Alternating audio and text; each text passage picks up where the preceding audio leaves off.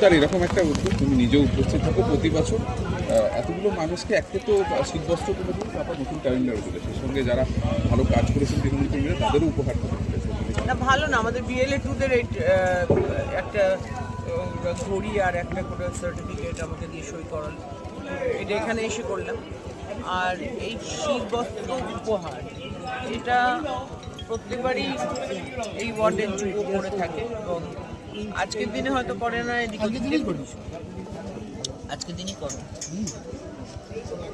কত বছর ধরে আমাকে জ্বালাচ্ছ ভাবো।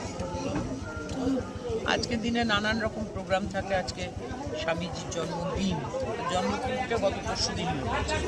তো এই নিয়ে আমরা মানুষকে একটুখানি শীতবস্ত্র মানুষকে তুলে দিই, এটা আমাদের কাছে আনন্দের।